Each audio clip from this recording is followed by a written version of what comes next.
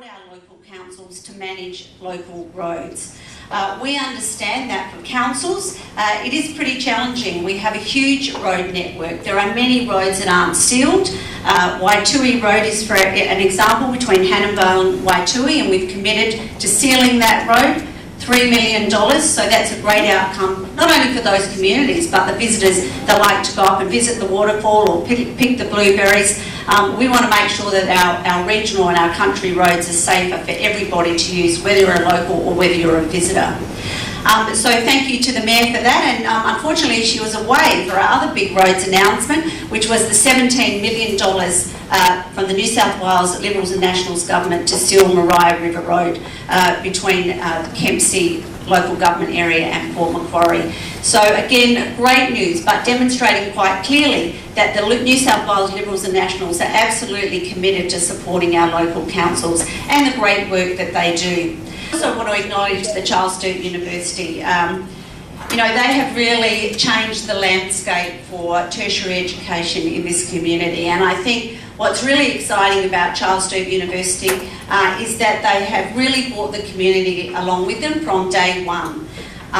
Here we are tonight, a community event. They've opened their doors, and let me tell you, there is some more fantastic community spaces to come in Sturt University. And I was here last Thursday with the Vice-Chancellor and the Head of Campus, Heather Kavanagh, to announce that the New South Wales Government, through our Growing Local Economies Fund, which I'll talk about a bit later, is going to put forward $15 million to support Stage 2 of Sturt University. In total, a $60+ million project, but as the Vice-Chancellor said on that day, simply wouldn't have happened without the support of the New South Wales Government. So congratulations to the University, and thank you for your hospitality tonight. Now, as many people know me, I'm not usually one that reads from notes when I do a speech, but I'm going to ask for your indulgence because I actually want to read a couple of quotes to you, and quite relevant because this is a Chamber of Commerce event. Business owners across the state should be very pleased that the New South Wales Government understands and can demonstrate the importance of sustained financial discipline. It should never be a contest between responsible government spending and growing jobs. The two can be achieved together so long as that discipline is maintained. Although this government has had an amazing stamp duty windfall to prop up its balance sheet, it has delivered on its commitment it made back in 2011 and since, that making New South Wales #1 again was its priority. And the private sector has responded. New South Wales has gone from having the highest unemployment rate in the Commonwealth to now having the lowest. And those new jobs were created by businesses that have the confidence to invest in growth and employ more staff.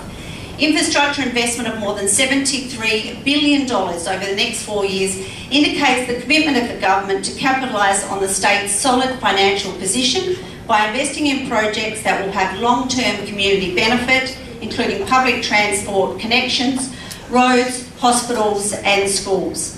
While the New South Wales economy is leading the nation, the challenge for the next government of New South Wales is to keep the state moving forward. Now, that wasn't something that was said by the Premier, Gladys Berejiklian. It wasn't something actually that was said by the Treasurer, Dominic Perrottet. It was actually quotes from the CEO of the New South Wales Business Chamber, Stephen Cartwright.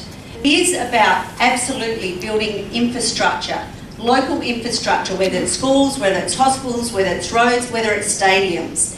Because we know that when we build and invest in local infrastructure, it means more jobs, more greater business confidence right across the state. So they are the words of the CEO of the Business Chamber. And we've delivered for those local communities in Spade. I talked about those big ticket items, you know, the $50 million for Ocean Drive today, $3 million for Waitui Road, $17 million for Macquarie River Road. But it's also making sure that our local small communities have the ability to continue to grow, to support their local regions. And the Nationals have absolutely championed that all the way since 2011. We had our Regional Growth Fund, and locally we have used that fund to invest in small infrastructure, but infrastructure that everyone in this room knows makes a difference. Things like the $3.4 million upgrade to Stewart's Park, the $750,000 improvements to the coastal walk through our tourism fund, the master plan to expand our historical museum through our cultural fund, and then of course we had our Stronger Country Communities Fund, which was managed through our local councils. $750,000 for Telegraph Point for new footpaths. The beginnings of the upgrade to the Lake Cat foreshore, upgrades to the coal reserve on the North Shore. Again, these aren't big ticket items, but they absolutely make a difference to our small communities. And if I'm re-elected on March the 23rd, I am going to continue to stand very strong as a member of the National Party, and I am hopeful a member of the New South Wales Government, to make sure we continue to support our smaller communities, not only here in Port Macquarie, but right across regional New South Wales.